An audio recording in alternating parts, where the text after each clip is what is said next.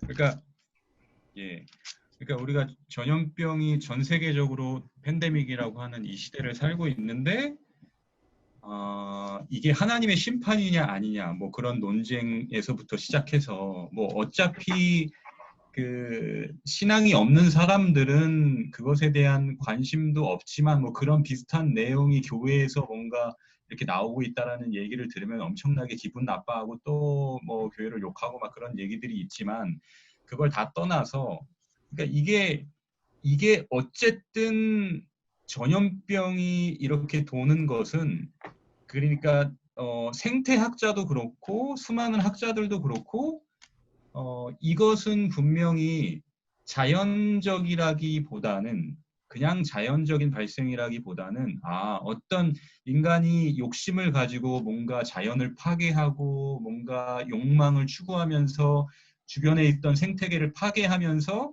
그 인수 공통 전염병이라고 하잖아요. 그러니까 동물과 인간이 사실은 구별돼 있었던 어떤 공간에서 이게 이렇게 같이 뭔가 함께 하게 되면서 그 육식을 또 과하게 하게 되면서 여러 가지 그 전염병들이 인간으로부터 넘어온 그리고 뭐 기후 변화를 통해서 뭐 북극의 얼음들이 녹으면서 그 안에 어떤 특이한 박테리아나 어떤 세균들이 있는지 모르는데 그것들이 또 충분히 퍼질 수 있는 어쨌든 생태학자들도 하는 얘기는 이것은 자연의 뭐 경고다 혹은 자연의 심판이다 이런 얘기는 굉장히 쉽게 하거든요. 그렇게 쉽게 하는데 이것이 뭔가 우리를 향한 하나님의 심판이다 얘기하면 사람들이 막 엄청나게 분노하고 막 들고 일어나잖아요. 그런데 성경에서 분명히 얘기하고 있는 것은 바벨탑을 인류 문명이 바벨탑을 쌓잖아요. 바벨탑을 쌓을 때 두 가지 목적이었거든요. 우리가 흩어짐을 면하는 거예요. 그리고 우리 이름을 내는 거고. 그게 동전의 양면인데, 그러니까 우리의 이름을 내겠다고 하는 것은 우리가 잘 알고 있듯이 우리가 뭔가 성공하고 성취해서 뭔가 그렇게 하고 싶은 인간 모든 공통의 그런 욕망이기도 하고 또 다른 한편으로는 우리가 흩어짐을 면하자고 하는 것은 우리가 도태돼서 없어지지 않도록 우리가 힘을 모아야 된다. 이게 결국은 두 가지 인간이 하나님을 떠나서 이렇게 그 강력한 문명을 이루는 것처럼 보이지만 뭔가 하나님으로부터 오는 안정감이나 평강과 그 안식을 누리지 못하기 때문에 엄청난 바벨탑을 쌓아 올렸는데 그것을 하나님이 와서 보시고 그 언어를 혼잡하게 하셔서 흩으셨다 이렇게 나오잖아요. 근데 그것이 그러니까 우리가 생각해 봐야 되는 게 그것이 그러니까 하나님이 이 나쁜 놈들 바벨탑을 이렇게 쌓고 있으니까 내가 심판해야지 이게 아니라 여러분 하나님이 왜 바벨탑의 언어를 원래 언어가 하나였는데 바벨탑의 언어를 흩으셨냐 하면 수많은 그 언어를 흩으셨냐 하면 인간이 하나님을 떠나서 이런 두려움을 가지고 흩어짐을 면할 두려움을 가지고 혹은 자기 이름을 내려는 욕망을 향해서 한 언어를 가지고 인류가 힘을 모을 때 어떻게 되냐? 그냥 하나님이 개입하시지 않아도 인간이 스스로 파멸할 수밖에 없는 그런 문명으로 치닫고 있는 걸 보시고 하나님이 각자 언어를 흩으셔가지고 파멸을 향해서 달려가고 있는 그 파멸의 속도를 하나님이 늦추신 거예요. 늦추시고 뭘 하셨냐면 그 바벨탑이 이렇게 쌓아지고 있는 그 인간의 죄와 욕망과 두려움이 쌓여지고 있는 것을 하나님이 흩으신 다음에 아브라함을 선택하셔서 하나님의 백성을 불러내시는 게 성경의 역사인데 이게 그러니까 지금도 사실은 그 창세기의 역사가 지금도 동일하게 이루어지고 있는 거죠. 지금 어떻게 되고 있어요?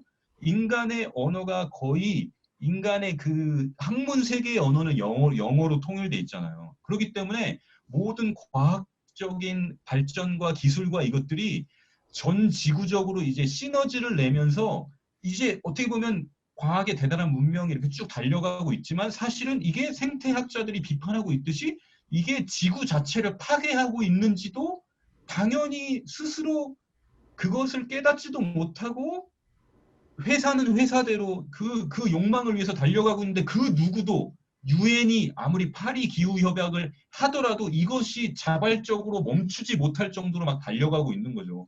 그렇기 때문에 당연히 그 전염병이 이 흐름 속에서는 나올 수밖에 없는 상황인데, 이것이 자연의 경고고 자연의 심판이다 이렇게 얘기하면 우리는 겸허하게 생태학자의 말을 그렇습니다, 맞습니다 이렇게 얘기가 듣는데, 이것은 인류를 향한 하나님의 경고와 심판이다 이렇게 얘기하면 이것들이 막 사람들이 막 그 분노하면서 나오는데, 이게 별반 다른 얘기가 아니라고요. 그 궁극적으로 하나님이 이걸 개입하셔서 적극적으로 들어오신 것처럼 사람들은 그렇게 오해하고 있지만 아니라고요. 하나님이 이걸 인간의 두려움과 욕심을 하나님이 최대한 늦추시기 위해서 늦추시면서 그냥 늦추실 뿐만이 아니라 하나님의 사람들을 불러내고 계시는 하나님의 역사를 사람들이 봐야 되는데 그걸 보지 못하는 거죠. 그냥 하나님 그 사람들 충분히 우리는 이해할 수 있는 거예요. 그 사람들은 그냥 그렇게 보이는 거예요. 아니 언제 우리 인생에 개입했다고 이런 비극적인 걸 하나님이 우리 가운데 하나님이란 분이 존재하시면 왜 이렇게 멀쩡하게 살고 있는 사람들한테 이런 전염병을 주시냐 이렇게 얘기하는데 아니죠. 그게 아니죠. 여러분 우리가 그렇게 얘기할 수 없죠. 예? 우리가 얼마나 우리의 욕심을 따라서 우리가 꼭 비건이 아니더라도 우리가 얼마나 우리의 일상의 삶이 이 자연을 파괴하고 있고 이 생태계를 엉망으로 만들고 있는지를 우리 스스로 지금 사실 깨닫고 그렇게 어쨌든 제 말은 이것은 여러분 분명한 것은 이 전염병은 하나님의 경고이고 하나님의 심판이라는 거예요. 성경에서 얘기하는 걸. 이걸 막 영국의 유명한 신학자들이나 유럽의 신학자들은 이걸 어찌됐건 사람들이 그렇게 분노하기 때문에 이걸 막 돌려서 얘기하고 꼭 하나님의 심판이라고는 우리가 알 수 없다. 어쨌든 이 고통받는 사람들 가운데 우리가 그들을 위해서 뭔가를 크리스천으로서 그렇게 해야 된다. 아니 굉장히 귀한 말이지만 분명하게 우리가 함께 얘기할 수 있는 거죠. 그러니까 이게 하나님이 욕먹을까봐 우리가 그렇게 사람들이 오해하도록 막 이렇게 막 꼰대처럼 얘기할 건 아니지만 우리가 인간의 욕심과 두려움과 하나님을 떠난 이 인간이 이 지구를 자기가 마치 주인인 양 이렇게 살아온 이 결과가 지금 이렇게 우리가 감당할 수 없는 수준으로 지금 우리에게 다가오고 있다라는 것들은 우리가 인식해야 되는 건데 어쨌든 그걸 떠나서 이 지금 역대상 21장에서도 전염병이 나오는데 이 전염병이 어떤 맥락에서 나오냐 하면 다윗이 뭐예요? 다윗이 자기 인구를 계수하잖아요. 그러니까 인구 조사를 한단 말이에요. 인구 센서스를 하는 목적은 딱 두 가지예요. 예나 지금이나 굉장히 중요한 두 가지. 모든 나라와 제국에 있어서 인구 조사를 하는 목적은 두 가지라고요. 뭐예요? 하나는 세금, 하나는 군대, 징집할 때 그걸 하기 위해서. 그러니까 한 나라가 존재하기 위해서 굉장히 핵심적인 것, 재정과 군사력을 어쨌든 그 근거가 되기 위해서 인구 센서스를 하는데 다윗이 인구 센서스를 하는데 이게 하나님 앞에서 죄가 됐다는 거예요. 그러니까 1차적으로 우리가 생각해야 되는데 이게 왜 죄가 되냐? 하나님이 그렇게 분노하실 만한 왜 죄가 되냐? 왜 죄가 되냐면 인구를 조사할 때 민수기에 보면 어떻게 나냐면 인구 조사하고 나서 꼭 뭘 하나님이 하게 하시냐 하면 세금을 걷게 하세요. 근데 그 세금이 어떤 세금이냐면 한 사람당 성전세를 내라고 하거든요. 성전세가 여러분 뭔지 아시겠어요? 성전세가 지금으로 치면 완전히 우리가 보면 굉장히 개념이 다른 거예요. 그러니까 이스라엘은 하나님의 나라인데 이스라엘 백성들은 잘 인구를 계수하지도 않지만 만약에 너희가 인구를 계수하게 되면 반드시 한 사람 머리당 성전세를 걷어서 바쳐라 이렇게 되는 거예요. 그러면 세상의 나라들과 완전히 근본적으로 차이가 있는 게 뭐냐면 아까도 얘기했듯이 그 나라의 세금과 그 나라의 군사력을 위한 것이 아니라 하나님의 나라라는 것은 애초부터 이스라엘의 애초부터 포맷 자체가 하나님이 원하셨던 것은 명확하게 나와 있죠. 출애굽기 19장에 하나님의 제사장 나라를 삼기 위해서 하나님이 이스라엘을 만드셨어요. 그리고 하나님이 다윗이라는 하나님 마음에 합한 왕을 불러내셔가지고 그럼 다윗이 이스라엘 전체를 지금 통치하고 다스리는데 겉으로 보기에는 다윗이 굉장한 세상으로 세상 사람들이 세상 나라가 봤을 때도 대단한 왕인 것처럼 보이지만 그 본질은 다윗도 알고 있고 하나님도 알고 있고 다윗도 알고 있는데 그게 뭐냐면 이스라엘 백성은 어떤 나라라는 거예요? 제사장 나라라는 거예요. 하나님의 영광스러운 지금 교회라는 거예요. 교회. 그러니까 이것을 사람 숫자를 세는데 그 숫자를 세는 목적과 이유가 뭐냐면 이게 하나님의 나라 정체성이 더 강화되기 위해서 숫자를 세는 거예요. 여러분들이 이게 왜 그런데 다윗이 뭐 한 거예요?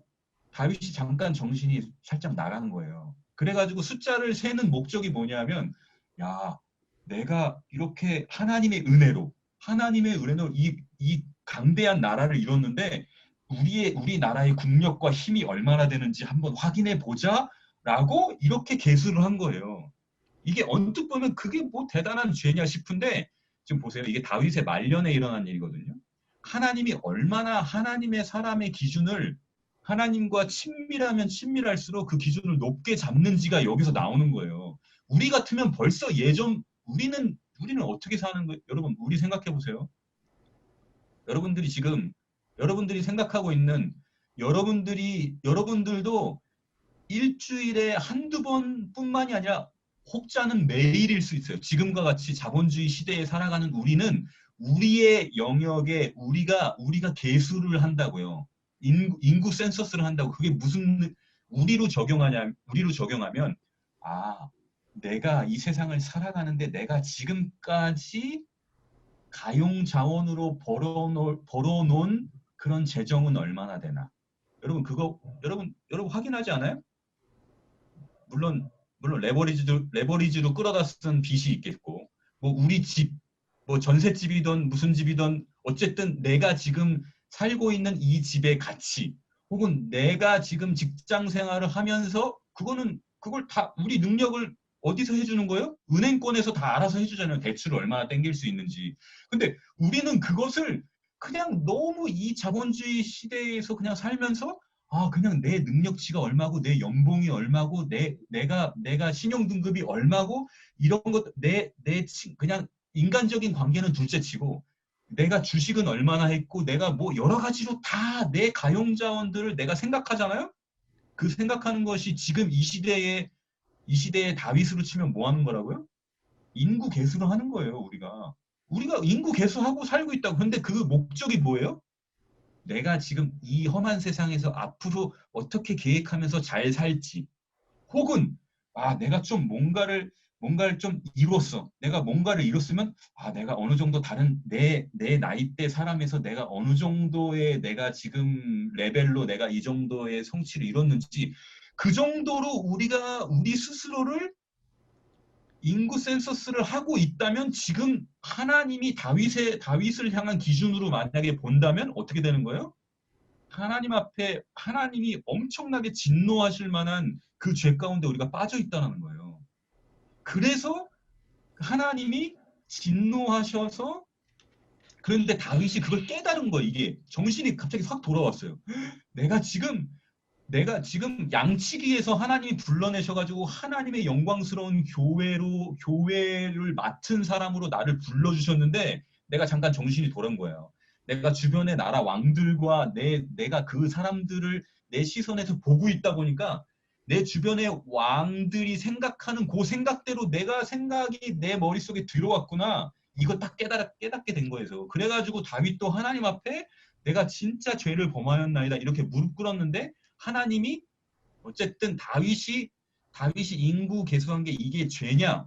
이것은 하나님이 다윗을 사랑하셔서 부르셔서 다윗과 교제하시면서 그 다윗의 수준에서 봤을 때 하나님의 부르심의 그 자리에서 봤을 때 다윗은 엄청난 죄를 범한 것이고 그 죄의 대가로 아까 동현이가 얘기했듯이 세 가지의 하나님이 옵션을 주셨다고요. 그 세 가지 중에 예, 지금 이슈가 두 번째 이슈로 넘어왔습니다. 첫 번째 이슈는 아까 얘기했듯이 첫 번째 꼭지는 뭐였냐면 예, 다윗이 인국예술을 한 게 과연 그렇게 큰 죄이냐? 그게 죄라는 거예요. 세상의 기준으로 죄를 따지는 게 아니라고요. 야, 우리가 얼마나 직장 생활하면서 약간 거짓말을 좀 덜하고 아니면 좀 주일 성수를 하고 안 하고 혹은 좀 더 성실하고 못하고 이 정도로 내가 크리스찬으로 잘 살고 있는지를 따질 수준이 아니라 하나님이 다윗의 수준으로 봤을 때 우리를 봐야 된다고 여러분. 예? 인구 계수는 죄다. 하나님이 우리를 부르신 영광스러운 부르심의 자리에서 봤을 때 죄다. 그리고 두 번째는 하나님이 그 죄에 대한 벌로 세 가지 옵션을 주셨는데 그 세 가지 옵션 중에서 그럼 다윗이 3번을 선택했냐? 그게 아니라는 거. 그건 오해라는 거예요. 다윗은 어떻게 했냐면 하나님은 내가 정말 곤란하다. 13절 보면 내가 곤경에 빠졌다. 여호와께서는 긍휼이 심히 크시니 내가 그의 손에 빠지고 사람의 손에 빠지지 않기를 원한다. 이 얘기는 뭐냐면 제가 선택할 수 없습니다. 하나님은 긍휼이 크신 분이기 때문에 하나님께 맡깁니다. 이 얘기거든요. 어쨌든 그렇게 넘겼더니 어떤 일이 일어났어요? 전염병이 전국적으로 이스라엘 가운데 쭉 도는 거예요. 전염병이 돌아가지고 어떻게 되는 거예요? 수많은 사람들이 막 죽어나가는데 수많은 사람들이 죽어나갔는데 어떻게 되냐면 예루살렘이 여기 가운데 있고 여기 지금 지방에서부터 쭉 전염병이 쭉 올라오는 거예요. 예루살렘까지 쭉 올라오는데 요 예루살렘의 딱 앞에서 하나님이 멈춰라 이렇게 하신 거예요.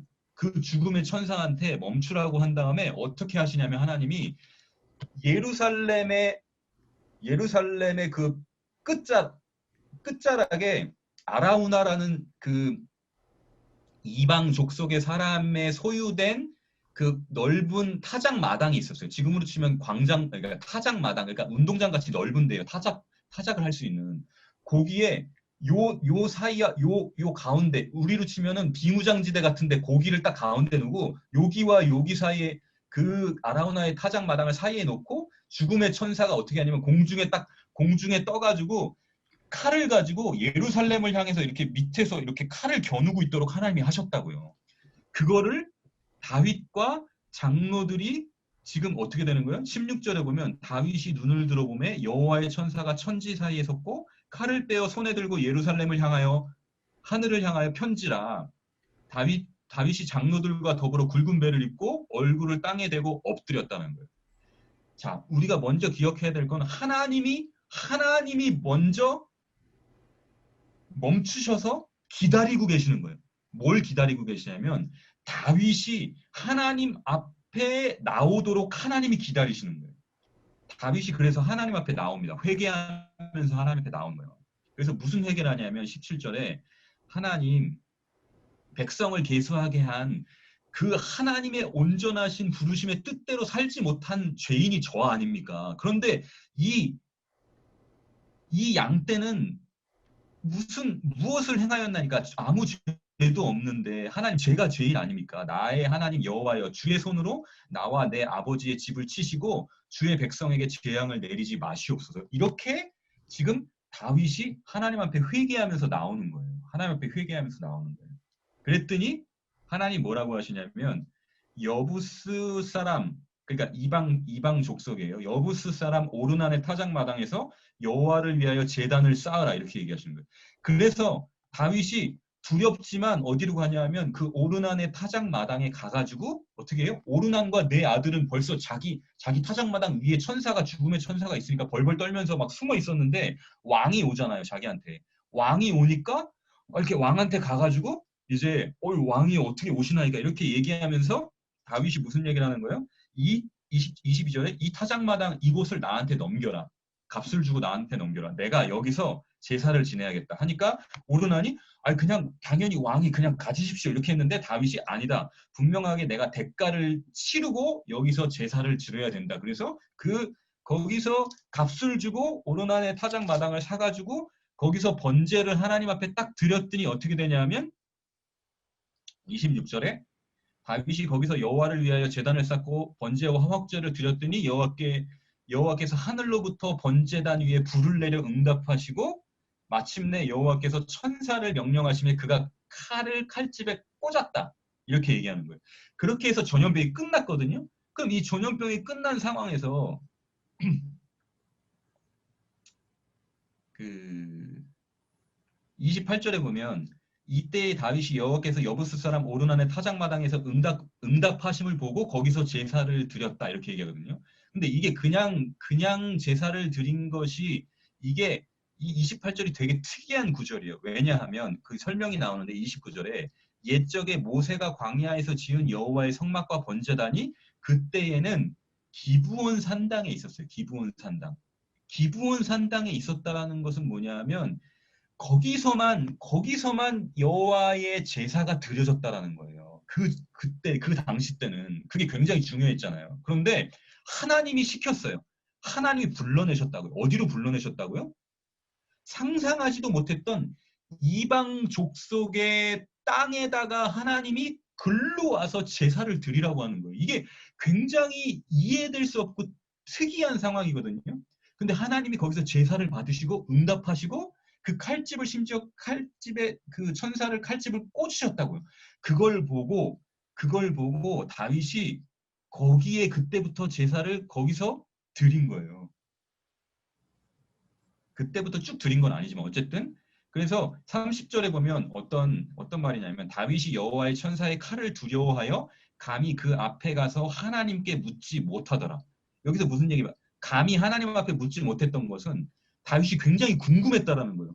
아니 하나님이 그렇게 율법에 강하게 정해놓으신 지정된 장소, 하나님의 지성소, 하나님의 여호와의 장막, 예? 그 장소가 아니라 여기서 제사를 드리게 하신 이유가 뭡니까를 이걸 너무 궁금해했는데 그게 그 천사의 칼이 너무 서슬퍼래가지고 두려워가지고 묻지를 못했는데 22장 1절이 뭐라고 나냐면 다윗이 이르되 이곳은 이는이라고 나오지만 영어로 보면 정확하게 이곳입니다. Here 이곳은 여호와 하나님의 성전이요 이곳은 이스라엘의 번제단이다. 이렇게 다윗이 고백을 해요. 그게 하나님이 그렇게 불러내셨기 때문이죠. 그럼 이게 그럼 과연 무슨 의미가 있냐? 우리가 예수 그리스도 안에서 복음 안에서 지금 이것이 다시 보여지게 되면 역대하 3장에 보면 솔로몬의 성전이 세워지는 곳이 어디냐 하면 역대하 3장 1절 제가 읽어드릴게요. 솔로몬이 예루살렘 모리아산에 여호와의 전 건축하기를 시작하니 모리아산이라고 나오죠. 여호와의 전 건축하기를 시작하니 그곳은 전에 여호와께서 그의 아버지 다윗에게 나타나신 곳이요 여부스 사람 오르난의 타작마당에 다윗이 정한 곳이라 이렇게 나오잖아요. 여러분 여기에 지금 솔로몬 성전이라고 하는 그 성전이 어디에 세워졌다라는 거예요? 모리아산이라는 곳. 첫 번째 모리아산이 어디예요? 아브라함이 독자 이삭을 데리고 하나님 앞에 제사 드리러 올라갔던 그 모리아산이라는 곳이고 두 번째는 다윗이 여부스 사람 오르난의 타작마당에서 제사를 드렸던 그곳 두 가지가 겹쳐진다라는 거예요. 솔로몬의 성전이. 그러면 여러분 아브라함이 독자 이삭을 데리고 올라간 그것은 지금 독자 이삭을 하나님이 바치라고 했던 그 창세기 22장이 그게 뭘 상징하는 거예요? 하나님이 그의 아들 독생하신 아들을 우리 모든 인류를 위해서 아들의 생명을 내어주시는 그 하나님의 아픈 마음과 사랑을 아브라함으로부터 그것을 아브라함이 자기의 친구이고 아브라함이 사랑하는 동역자였기 때문에 하나님이 그것을 아브라함과 함께 나누고 싶으셨던 거예요. 하나님이 아브라함한테 그 인신 제사를 요구한 게 아니라 하나님이 인류를 위해서 예수 그리스도와 함께 행하시려고 하는 구원의 사역을 아브라함과 함께 나누시기 위해서 그것을 시키신 거거든요. 그리고 중간에 막으신 거예요. 그 마음만을 나누시기 위해서. 그리고 다윗으로 하여금 또 경험하게 하신 건 뭐냐예요. 아라우나의 오르난의 타작마당으로 하나님께서 다윗을 불러내시는 거예요. 불러내시는 거예요. 어디로 불러내신다고요? 이방 족속에 속한 땅으로 하나님이 불러내시는 거예요. 다윗을 불러내셔서 뭐 하게 하시는 거예요? 예배를 받으시는 거예요. 하나님이 예배받기 원하시는 거예요. 어디서 예배받기 원하신다고요? 우리가 성취하고 우리가 안정감을 누리고, 야, 하나님이 우리 가운데 주신 이 예루살렘, 삐까뻔쩍한 예루살렘 땅이 아니라 내가 하나님께 은혜를 받아가지고, 우와, 우리가 은혜 받아가지고 하나님 앞에 막 집문서 팔고 막 헌금 내고 막 이렇게 해가지고 거대하고 멋진 성전을 강남에 딱 지어놓았어요. 거기서 하나님이 예배받기를 원하시기도 하지만, 여러분 어쨌든 원하시기도 하지만, 하나님이 거기서 만족하시지 않고 우리를 어디로 불러내시는 거예요? 어디로 불러내시는 거예요? 우리가 무시하고 우리가 저주하고, 야, 저들의 인생 가운데 하나님이 없어. 야, 쟤네는 그냥 저주받았어. 아유, 쟤들의 인생에 소망이 없어. 라고 판단하고 정죄하고 우리 인생 가운데 전혀 생각하지 않았던 그 자리로 하나님이 어떻게 하신다고요? 우리를 불러내신다고요. 그 자리로 불러내셔가지고 어떻게 하신다고요? 하나님이 그 자리에서 제사 드리라는 거예요. 하나님이 그 자리에서 내가 예배받기를 원한다는 거예요. 다윗을 하나님이 그렇게 불러내시는 거예요. 그렇게 불러내셔서 하나님이 예배를 받으시는데 하나님이 너무 기뻐하시는 거예요. 이 세상을 향해서, 여러분, 이 세상에 구원받을 만한 이름은 예수 이름밖에 없어요. 그걸 우리가 알아요. 그런데 우리 삶의 영역이, 우리는 매일매일 살아가는 삶의 영역이 우리가 어떻게 생각하는 거예요?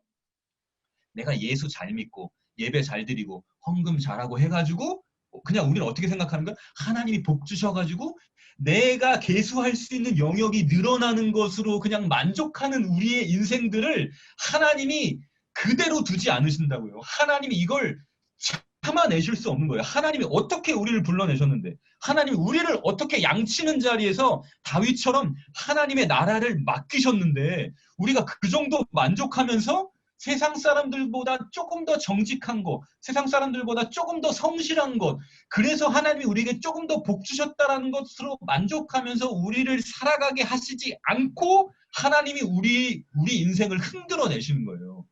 하나님이 우리 인생 전체를 다 흔들어 내시면서 어떻게 하시는 거예요? 하나님이 아라우나의 타작마당으로 나오라는 거예요. 여러분 지금 우리가 코로나가 다시 한국 땅에서 이렇게 막 창궐하고 있는데, 여러분 이때에 하나님이, 우리가 계속해서 얘기했지만 전 세계적으로 이 코로나가 창궐하고 있는데 세상 사람들이 어떻게 생각하고 어떻게 하든지와 상관없이 성경은 분명하게 얘기하고 있는 거예요. 지금 하나님이 진노하신 거예요. 누구를 향해서 진노하셨다고요? 여러분들을 향해서 진노하신 거예요. 여러분들을 지옥 가게 하시려는 그 진노가 아니라, 여러분들이 그냥 내가 지금 하나님께 은혜 받아가지고 내가 이 정도 은혜 받아가지고 이 정도 성취하고 이 정도 만족하면서, 혹은 이 정도의 계획을 가지고 성실하게, 혹은 그런 거를 가지고 만족하면서 살아가고 있는 내 일상을 매일매일 계수하는 것으로서, 아, 내가 다른 사람들보다 조금 더 정직하게, 조금 더 윤리적으로 살았지, 내가 그래서 하나님께 조금 더 복 받았지, 이 정도로 만족하고 있는 하나님의 자녀들, 하나님의 사역자들, 하나님의 교회로 부르심 받은 우리들을 향해서 하나님이 진노하셨다고요. 하나님이 안타까워하시고, 하나님이 어떻게 하신다고요? 하나님이 흔들어진다고요. 전체를 흔들어내신다고요.